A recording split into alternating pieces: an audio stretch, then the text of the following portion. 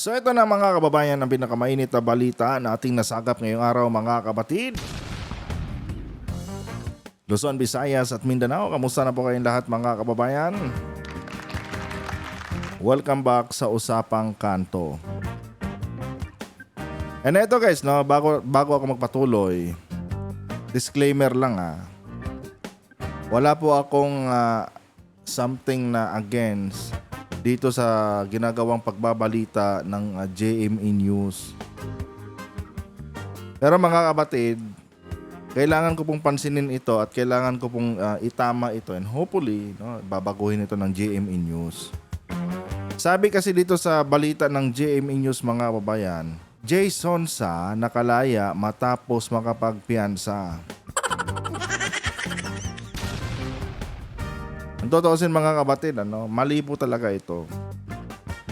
Mga kababayan, magkaiba po ang salitang nakalaya sa pansamantalang nakalaya. Alam nyo, napakaliit lang sana nito na bagay. Kaso nga lang mga kapatid, kailangan talagang bigyan ito ng pansin. Kasi nga mga kababayan, alam naman natin kung paano mag-isip itong mga DDS. Regardless kung ano yung context ng balita mga kababayan, basta kung ano yung nakasulat sa title, yun na agad ang kanilang pinapaniwalaan. Kaya ito, although isang word lang naman ang nawala, pero malaki kasi ang impact nito. And I don't think so mga kababayan na tawag nito. Matatakasan pa ni Jason sa itong kaso na isinampalaban sa kanya. Kasi nga malinaw yung ebidensya Pati yung singungo mga kapatid itinuturo siya na bilang utak doon sa fake medical records ni President BBM. So doon pa lang sapat na ebidensya yon. And ito lang hopefully mga kapatid, iangat pa nila yung kaso ni Jason sa inciting to sedition. Bakit kamo? Gaya nga nung sabi ko sa inyo mga kababayan nung nakaraang video natin patungkol sa kay Jason sa mga kapatid. Yung pagpapakalat niya kasi ng fake information patungkol sa medical records ni PBBM or sa kalusugan ng mahal na Pangulo ay pwede po talaga yung makonsider mga kapatid na elemento sa tinatawag na inciting to sedition. Ito ulitin ko lang kung bakit ganun yung analysis ko doon sa nakaraang video natin. Kasi nga mga kababayan, noong ipalabas ito ni Jason sa kanyang or noong ipakalat ito ni Jason sa kanyang social media platform at siya namang sinakyan nitong iba pang mga DDS vloggers, mga kapatid, halos masiraan ng bait itong mga DDS. Although sira naman na talaga mga bait na mga yan Kumbaga mga kababayan, kung meron na pong isang malaking tae dyan galing sa kampo ni Vice President Sara Duterte ang nanawagan na sugurin ang Malacanang, talagang susugod na doon mga kapatid ang mga DDS. Kasi nga, pinakalat din kasi nila or naging naratibo din kasi na that time ito kasi mga DDS na ito, lalo na itong mga tawag ito, itong mga bayarang vloggers ni Sara. Talagang in-emphasize kasi nila that time mga kapatid na di umano ayon sa konstitusyon ng Pilipinas, kapag wala ng kakayanan ang presidente na maglingkod sa bansa dahil sa kanyang karamdaman, obligado siyang mag-step down at obligado siyang papalitan ng nakaupong pangalawang pangulo. Sino ba ang pangalawang pangulo natin mga kapatid? Hindi ba si Vice President Sara Duterte? Kaya nga mga kababayan, kung meron lang mga tawag nito, mga tulad nila Bato, nila Padilla, ang nanawagan nung time na yon na sugurin ang Malacanang para malaman kung ano nga ba ang totoong kalagayan ng presidente, abay itong mga DDS na ito talagang magkakandara pa itong susugod sa Malacanang. At kung nangyari yan mga kapatid, that is called inciting to sedition. At ano ang dahilan? Simple lang mga kapatid. Kung i-apply natin ang prinsipyo ng cause and effect mga kababayan, ang cause po mga kapatid is yung fake news ni Jason sa. Ang epekto is yung pagsugod nila sa Malacanang. Diba? Tama. And sa iba pang mga balita mga kapatid, no? Ito din. Tawag nito. Si Mocha Uson mga kababayan. Buhay pa pala tong hinayupak na to. Ito mga kapatid, ginagatungan itong nangyaring pagkakulong ni Jason sa. Silent martial law na daw ito mga kababayan. Ibang klase din talaga itong si Mocha, no? Anyway, ano bang aasahan natin mga kapatid sa isang bimbangan guro? Huwag yung sabihin sa akin, hindi nyo pa alam kung ano yung nakaraan ni Mocha Uson, ha? And I don't think so mga kababayan na nagbago na yan. Hindi na yan magbabago mga kapatid. Kung ano siya noon, ganun pa rin yan hanggang ngayon. Pero bago tayo magpatuloy mga kababayan, napahaba yung intro ko, ha? Ang sarap kasi paglaruan nitong mixer ko, no? Yun bang para kang nagdi-DJ? Bago tayo magpatuloy mga kapatid, huwag niyo po sanang kalimutang i-like ang ating video para i-share pa po ni YouTube sa iba pang hindi pa nakakapanood. Eto mga kababayan, panoorin muna natin ang balitang ito galing sa JME News. And hopefully GMA, itama itong title nyo dito, Para lang po malinaw, sa ating mga kababayan kung ano nga ba ang totoong estado ni Jason sa. Eto mga kapatid, panoorin muna natin ang balitang ito. Ayun ang gumana ng aking mouse, oy. Wait lang. Pansamantala pong nakalaya ang dating TV host na si Jason sa pansamantalang nakalaya pala. Pero bakit ganon yung title nyo? Siguro, ewan ko kung sino nag-edit ng title nito. Kaya dapat baguhin nyo to, Kasi ayon nga dito sa balita ni Pia Arcangel, mga kapatid, pansamantalang nakalaya. Pero dito kasi, nakalaya. Magkaiba po yan. Tuloy. Pansamantala pong nakalaya ang dating TV host na si Jason sa matapos magpiyansa ng 10,000 piso. Kaugnay po yan ang umunoy pagpapakalat ng hindi beripikadong impormasyon tungkol sa kalusugan ni Pangulong Bongbong Marcos. Mali. Hindi sa hindi beripikado. Para kasing binibigyan nyo ng daan si Jason sa para matakasan to, Fake news talaga ang pinakalat ni Jason sa. Gawa-gawa niyang medical records yon. Hindi yun legit na galing sa St. Luke's. Or Makati Med ba? St. Luke's, Makati Med. Siya lang ang gumawa nun, no? Kaya hindi niyo pwedeng sabihin hindi beripikado. Fake medical records talaga yon. And may purpose yon kung bakit nila ginawa. Parang galitin ang taong bayan. Kasi nga, yung narrative nila, according daw sa 1987 Constitution ng Pilipinas, kapag hindi na daw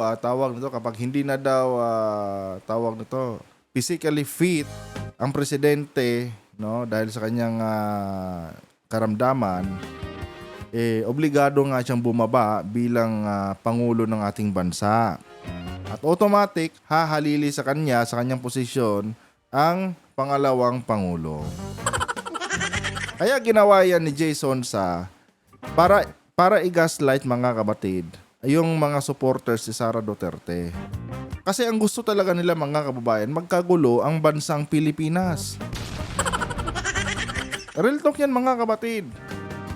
Kayo, may naisip pa ba kayo na ibang dahilan kung bakit nagpakalat si Jason sa ng fake medical records ni Pangulong Marcos? Klarong-klaro na kung ano ang purpose nun. Kaya hindi nyo pwede sabihin na unverified na medical records.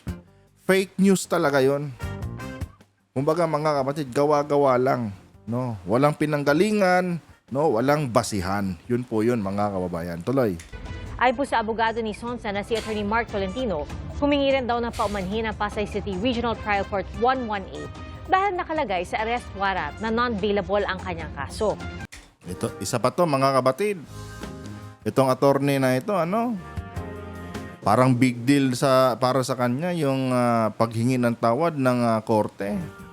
Kung totoosin nga hindi na binawi ng korte yung Nobel Kasi nga mga kababayan, gaya ng sabi ko sa inyo, yung ginawang yun ni Jason sa mga kabatid kung saan ay talaga namang kinababaliwan yun ng mga DDS, masasabi nating pwede yung maging elemento ng tinatawag na inciting to sedition na kaso. Kasi nga mga kababayan, yun lang nga ang cause and effect nun, no? Matapos siyang ipakalat yun. Oo. Tapos itong si attorney naman, ginagawang big deal yung paghingi ng tawad sa kanya ng korte. Tandaan mo attorney, hindi pa acquit si Jason Sar dyan sa kaso niya. And I'm sure sa mga susunod na araw, marami pang magsasampa ng kaso dyan sa kliyente mo. Kaya wag ka munang magsaya attorney Hindi pa tapos ang laban. Pansamantala pa lang nakalaya yan, hindi pa yan laya talaga. Pansamantala pa lang nakalaya yan dahil syempre ikaw ba naman may 1 million kang sahod galing sa tawag dito sa SMNI What is 10,000 mga kapatid kumpara doon sa 1 million mo a month na may kasama pa di ng mga condominium. Diba? Sarap ng buhay ni Jason sa mga kababayan Kaya kahit ganyan na yung edad niya, kahit 2 uod na lang ang hindi pa nakakapirma sa kanyang naaagnas na katawan, go pa rin siya. Kahit alam niyang papuntang impyerno itong daan na kanyang tinatahak ngayon. Siyempre mga kabatid, malaki ang bayad Ikaw ba naman, 1 million Talagang iisipin mo ba yung edad mo dyan? Siyempre, mga kababayan, 1 million mo, pwede mo nang akitin si Mocha niyan. Pwede mo nang sabihin kay Mocha na, Miss Mocha, pwede mo ba akong turuan paano ang tamang pagbembang? Ito mga kabatid, hindi natin ginagawa ng mali siya si Mocha. Yan po kasi ang totoo. Kahit saan kayo mag-search ngayon sa internet mga kababayan, kalat na kalat po yung mga video ni Mocha Uso noon. Di ba? Hindi pwedeng magalit si Mocha diyan mga kabatid. Dahil yun po talaga ang profesyon niya dati. Isa siyang bembangan guru. Kaya nga mga kabatid, tuwing tumatabi si Tatay Digong sa kanya, talagang nabubuhay ang pagkalalaki ni Tatay Digong nyo. At gustong-gusto naman ni Mocha yun. Diba ilang beses na nambastos ng babae ito si Tatay Digong nyo? Narinig nyo ba mga kababayan na pumalag itong si Mocha? Narinig nyo bang sinita niya si Tatay Digong nyo? Hoy Tatay Digong, wag kang ganyan. Bastos yan. Diba wala mga kabatid? Siyempre si Mocha tuwing nagaganon si Tatay Digong nyo. Tuwing lumalabas yung pagiging immoral ni Tatay Digong ninyo. Gustong-gusto ni Mocha yon. Ikaw ba naman presidente ng Pilipinas kadikit mo Diba? Anyway, nawawala na tayo sa topic natin. Tuloy muna natin to. Mali kasi ang nailagay na batas sa warrant. Ang nailagay ay ang non-bailable na Comprehensive Firearms and Ammunition Regulation Act. Gayong ang kaso naman ni Sonsa ay unlawful use of means of publication and Huwag kang mag-alala, attorney. Malay mo, mamaya niyan, biglang merong panibagong kasong isasampa kay tawag dito kay Jason sa. Diba? Malay mo, magkatotoo. Yung sinasabi kong inciting to sedition. Talagang iiyak yung tawag nito. Yung kliyente mong yan. Di bale, attorney, marami ka pa namang mahuhut-hut na pera dyan. Ilang taong nagtrabaho yan kay Kibuloy eh. Isipin mo na lang, 1,000,000, isang buwan yan. So, kailangan mong pahabain muna yung kaso niya. Ang sa ganun, magkatasan mo ng magkatasan itong si Jason sa. Alam naman natin yung mga ganyang karakas yung attorney. Diba? sa ganyang paraan kumikita kasi mga kababayan ang mga abogado. Kung ikaw ba naman attorney no case ka talagang tsatsagain mo tong kaso ni Jason sa. Sabihin natin may 200,000 ka dyan per month. Okay na rin yun. Talay. Unlawful utterances na may piyansa. Ayon po sa korte, ang katagang not bailable ay hindi galing sa kanila. Ito raw ay system-generated ng e-warrant system na ino-operate ng PNP. Wala naman palang kasalanan kung tutuusin mga kabatid ang tawag nito, ang korte. Pero dahil siyempre nasa Marcos administration tayo ngayon, kailangan talagang maging tawag nito, maging mapagpakumbaba ng ating korte. Kasi ayaw ni Pangulong Marcos kasi mga babayan na alam niyo, parang nagsisiga-sigaan yung mga tawag nito, yung mga korte, yung mga yung mga ahensya ng ating gobyerno. Ayaw ni PBBM ng ganyan.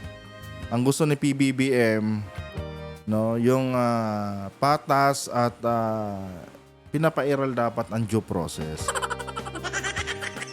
Kaya yung korte, kahit hindi naman nila kasalanan, dahil nga system generated nga daw yon, nanghingi pa rin sila ng pasensya. Biruin nyo yan, isang kriminal itong si Jason sa, pero korte pa nanghingi sa kanya ng pasensya. Kung ako dito, hindi ako manghihingi dyan ng pasensya. Kriminal yan Diba? Tuloy. That's why minadali rin po ng NBI na maibigay kagad yung return of warrant of arrest para yung court can clarify kung ano talaga yung nature ng warrant of arrest. And ang court naman, in fairness to the court, on May 2, that was a Saturday, issued an order saying that they rectify that there should be a bail recommended which is 10,000 pesos. Akala siguro ng mga DDS, mapapahiya nila si tawag dito, NBI Director Milvin Matibag. Akala nyo masusunog nyo na si Matibag, Sorry. Hindi ganyan ka hindi nyo agad-agad masisira ang pagkatao ni Director Matibag. Baga mga kabatid nakalusot pa rin si Matibag. Wala naman talaga silang kasalanan dun Siyempre kung ano lang yung ibiniging warrant sa kanila, yun lang ang isa-serve nila.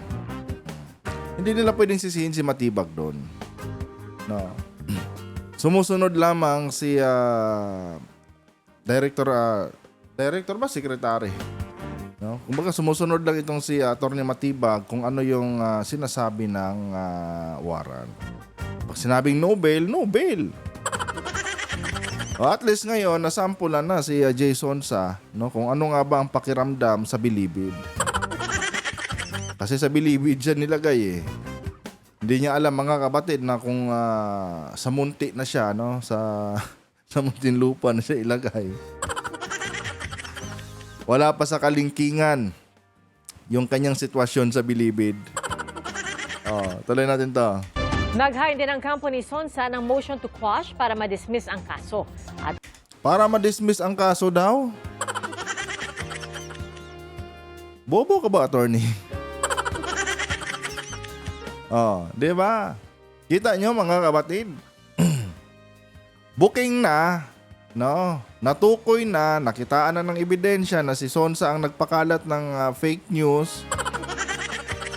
Ngayon, ilalaban pa talaga nila para ma-dismiss yung kaso. Iyanin nyo yung yung sinabi ni Jack Aragota.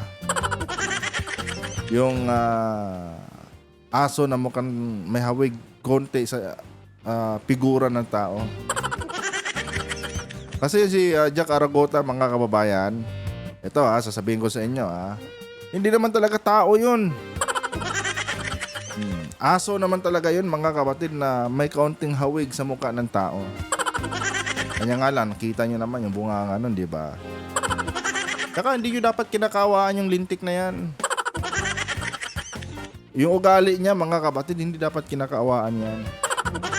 Kita nyo naman, mga kababayan, may kapansanan na. Halos sinumpa na, mga kapatid, ng langit at lupa. Pero putsa, yung ugali, mga kababayan, walang pinagbago, ano? Hindi ba? Hindi dapat kinakawaan yung ganyang klaseng tao. At isa pa, mga kapatid, dahil may ganitong tawag nito, may mga ganitong hakbang na gustong gawin itong abogado ni Jason sa na yun nga, gusto nilang tawag nito, mapawalang sala si Jason sa ma-quits yung kaso. Tatamaan dito ngayon si Jack Aragota. Kasi nga, ang sabi ni Jack Aragota, mga kababayan, yung kanyang pinakalat di umano na medical records ni PBBM, galing nga po yon kay Jason sa.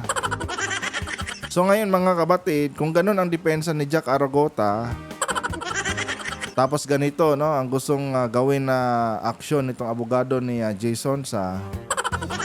Nako, patay ka dyan, Jack. Ikaw talaga madidiin dyan. Nako. Oo, mga kababayan. Ngayon kasi parang pinapakinggan lang siya ng NBI dahil nga yung rason niya, mga kapatid, hindi naman talaga niya kagagawan yung medical records na yon. At yun nga po galing po kay Jason sa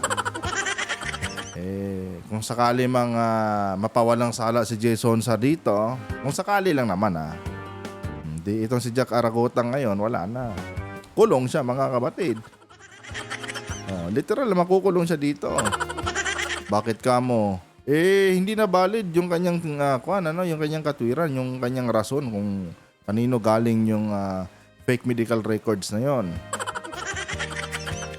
Kaya ngayon, mga kababayan, ito, analysis ko lang naman ito, mga kapatid, sa posibleng mangyari dito kay Jack Aragota. Yan na talaga ang masasabi natin pinakamalas mo, Jack Aragota. Well, hindi naman yan hindi naman masyado mabigat yung kaso na yun Wag lang talagang may magkaso ng inciting to sedition. Kasi pag may nagkaso sa inyo ng inciting to sedition, nga kayo. Kasi yun na nga, alam niyo kung bakit inulit-ulit ko yung inciting to sedition na yan. Yung mga ganyan kasi, mga kababayan, kumbaga may purpose may rason kung bakit sila nagpapakalat ng ganyang disinformation Tapos sinuportahan pa nga nila nung di umano'y sinasabi ng konstitusyon ng Pilipinas na kapag hindi ka na physically fit, obligado kang bumaba sa iyong posisyon bilang Pangulo ng bansa. So, diyan pa lang, mga kabatid, kung lalaliman natin, talagang may gusto silang i-establish dito, mga kababayan. Gusto talaga nilang gawa ng paraan kung paano nila mapapababa si PBBM at kung paano nila maisalpak si Sara sa posisyon ni Pangulong Marcos. Buti na lang, walang, ewan ko ba, siguro natakot din itong mga kaalyado ni Sara. Kung meron lang nagbida-bida doon, nanawagan, nasugurin ang Malacanang para malaman ang totoong sitwasyon ng mahal na Pangulo. Kasi nga may kumakalat na ganyang medical records. Siyempre, mga kabatid, kung meron lang nakita ang mga DDS na, ito, dapat nating sabayan to. Sugurin natin ang Malacanang. Yun talaga, mga kababayan. Talagang mauuwi yun sa kaguluhan. And ito, mga kabatid, talagang kung nangyari yon, malaki ang tsansa na mauwi tayo sa civil war. Pagpalagay na lang natin na tama, nagkasakit nga ang presidente. Tapos naupo si Sara. Do you think, mga kababayan, itong mga dilawan, basta-basta na lang ibibigay kay Sara yung posisyon dyan sa Malacanang? Diba, hindi? Wala nang may gusto, mga kapatid, na makabalik pa ang mga Duterte. Maliban na lang dito sa mga mahihirap, no, dito sa ating mga kababayan, mga hampas lupa, na patuloy napapaikot, mga kababayan, nitong mga mapanlinlang na pangako, no, at propaganda nitong kampo nila Sara Duterte. Sorry for the word hampas lupa, mga kabadda, pero hindi po yan hindi po yan bad words. Yan po ay eksaktong definition, mga kababayan, ng mga nasa laylayan. Alam nga naman, tawagin natin silang mayayaman. Ano ba tamang term talaga sa kanila? Mga hampas lupa po. Sa lumang Tagalog, mga kapatid, yan po talaga ang terminolohiya na ginagamit noon. Hampas lupa. Hindi po masamang salita. Yan po ay definition, mga kapatid, ng estado ng buhay. At yung mga hampas lupa na yan, no, na talagang nagpapakabaliw dito kay Sara Duterte, pagdating ng araw, kung sakali mang palarin itong si Sara Duterte at maupong presidente ng Pilipinas, hindi nila alam, sila din ang uunahin ni Sara Duterte uubusin. Parang panahon lang ni Duterte. Diba? Hindi ba, mga kapatid, mga hampas lupa din yung nagdala kay Duterte dyan sa Malacanang? Dami nila doon, no, nagrarally sa sa tawag dito sa Rizal Park. Pero nung naupo si Digong, yung mga hampas lupang naglagay sa kanya sa Malacanang, yun din yung una niyang tinarget. Diba? Kaya kayong mga, ewan ko ba, kayong mga makikitid ng utak, no, na naniniwala dyan sa mga pangako ni Sara Duterte sa inyo, huwag kayong magsisi, kasi ito sigurado talaga to. Pag yang si Sara Duterte na upo bilang presidente ng ating bansa, yung sinasabi nyo or yung pinapangako niya sa inyong magiging maayos ang bansa, wala kayong aasahan ganyan. Panigurado kasi yan, talagang magiging magulo ang Pilipinas pag naupo pa ang isa pang Duterte. Grabe na yung ginawa ng ama eh. Tapos ngayon, isusunod nyo pa yung anak niya na talagang wala sa katinuan. May sayad, kumbaga, mga kapatid. Tapusin muna natin to. Binigyan ng korte ang Department of Justice ng 10 araw para magkomento. Nagsara po sa mahigit 61 pesos and 56 centavos ang palitan ng... Wala na to. Dito tayo ngayon, mga kababayan. Nag-i-inert itong mouse ko. So ito, mga kapatid, yung sinasabi ko sa inyo kanina. Itong si Mocha Ozon, mga kababayan, sinusubukang i-gaslight ang mga DDS sa pamamagitan nitong kaso nga ni Jason Sa. Sabi dito, mga kapatid, galing po ito sa kanilang fake news page sa Facebook. Sabi dito, mga kababayan, maaari bang ituring, no, na silent martial law ang pagka-aresto kay Jason Sa dahil sa sunod-sunod na kasong cyber libel na isirampa laban sa kanya? Maaari ba daw maituring, mga kapatid, o maaari ba daw sabihin, no, na isang uri na ng silent martial law itong nangyaring pagka-aresto kay Jason Sa? Ang tanong kasi dyan, ikinulong ba siya nang walang sapat na dahilan o ebidensya para sabihin yung martial law na ito? Paano magiging martial law yan? May kaso nga siya, di ba? Anong kaso niya uli? Cyber libel. Nagpakalat siya ng disinformation patungkol sa kalusugan ng presidente. Kung kay Digong kaya ginawa yan, matutuwa kayo? Kung kay Digong kaya ginawa yan noon, tapos pinakulong ni Duterte yung gumawa niyan sa kanya, magiging silent martial law din kaya yung kwan nyo? Yung take nyo sa ganyang kwan, pagka-aresto kaya Jason sa? Ito sabi pa dito mga kababayan, no? Ito ang pananaw ng DDS vlogger na si Mocha Uson na minsan na rin tinawag na fake news queen.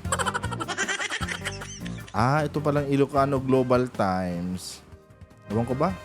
Binibira din nila si Mocha Uson eh. Ito ang pananaw ng DDS vlogger na si Mocha Uson na minsan na rin tinawag na fake news queen.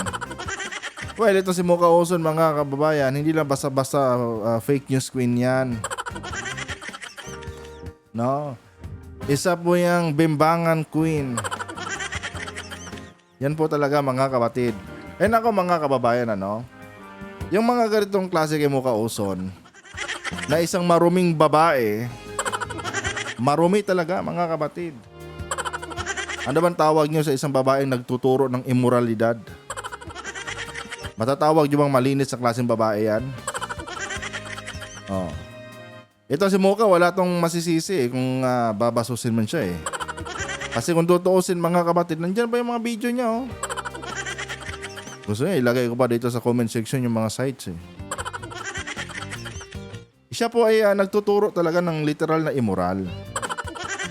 Yung magtuturo ka kung paano yung tamang pagbembang eh. Ano bang tawag nyo dyan mga kapatid? Tsaka yung grupo niya, yung Mocha Girls. Diyos ko mga kababayan. Nakita nyo ba kung anong ginagawa niya sa stage? Puro immoralidad mga kapatid, ano? Pang-rated is PG po talaga. Tapos dinadala nila sa rally ng tawag nito nila Sara. Biruin nyo yan. Ewan ko lang kung yung Mocha Girls na yan natikman na lahat yan ni Pulong. Alam niyo naman si Pulong, alam niyo naman si Pulong mga kapatid. Ewan ko lang kasi itong ang grupo ni Sara Duterte mga kababayan. Ang dami po diyang mga mga iyutman. Hindi lang si Pulong si Chabit. Yung mga Mocha Girls na yan. Magkano lang ba pagkatao niyan? Hindi imposibleng kayang bilhin yan ni Chabit. Yung Korean group na anong tawag doon? Momoland ba yun? May kumalat nga dati na inarkilahan ni Chabit kung yung mga yon mga kapatid na mga mga top of the line na mga artist. Kung totoo man yung tawag nito, dinala ni Chabit diyan sa kanyang lungga sa sa Ilocos. Ito pa kayong mga Mocha Girls. Diyos ko. Tsaka yung mga yan, mga kababayan, hindi na malabo yan. May mga gawain silang ganyan. Bakit kamo? Yung leader nila si Mocha follow the leader, di ba? Kung ano yung leader, ganon din yung mga alipores. Di ba? Tapos manager nila, si Banat Bay. Burat. Let's go po. Tapos ngayon mga kapatid, magagaling-galingan si Mocha. Sabi dito, ito ang pananaw ng DDS vlogger ng si Mocha Uson na minsan na rin tinawag na fake news queen. Bunsod ng kontrobersyang kinasasangkutan niya kaugnay sa pagpapakalat ng maling impormasyon online. Ito si Digong dati, galit na galit siya sa Rappler. Kasi nga yung mga headlines ng Rappler nakakasama kay Bungo ba yun? Pero hindi man lang niya masita-sita si Mocha Uson. Na puro kamangmangan ng pinaparanas dati. Di ba? And sa pagkakaalam ko, naging congresswoman pa yata itong lintik na to eh.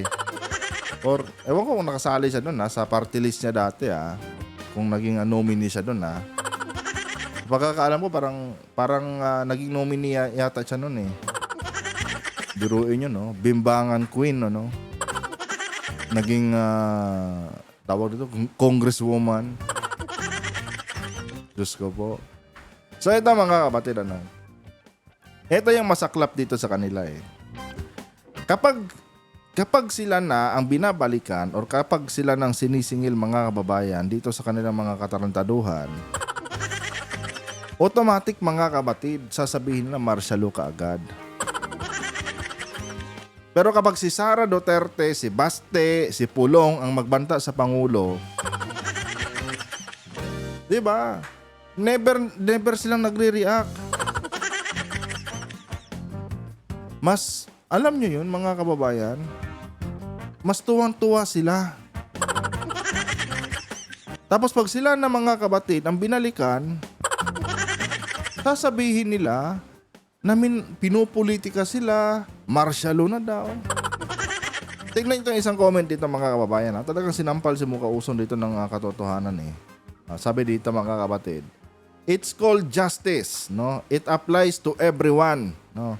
Ang problema kasi, when justice applies to your enemies, tawag nyo justice kahit fabricated. Oh, di ba? Pero when it applies, no, to you and your allies, tawag nyo martial law. Totoo naman mga kapatid. Pagka tawag dito, pag sila na, no, pag ang hustisya mga kababayan in-apply na sa kanilang mga kaalyado, automatic mga kapatid martial law na kaagad. The same pattern sa ginagawa ni Sara Duterte mga kababayan. Pagka ina-apply na kay Sara Duterte yung salitang accountability, automatic mga kababayan nandun kaagad yung pamumulitika. Sa dito naman sa part nila nila Muka Uson, pag in-apply nyo sa kanila yung hustisya, yung accountability mga kapatid, martial law na kaagad. Well, ano bang aasahan natin, no, sa mentalidad ng isang bembangan guro? Kaya ang alam lang naman ni Muka Uson mga kababayan yung maghimas ng kanyang kepsi. Diba? Yan lang naman ang alam niya eh. Yan naman talaga ang profession niya eh. Yan lang. Kaya walang laman yung kanyang utak. O huwag kang padinay-dinay sa mga ganyan mong gawain mo ka. May mga website pa na nandyan ngayon yung mga ginagawa mo noon.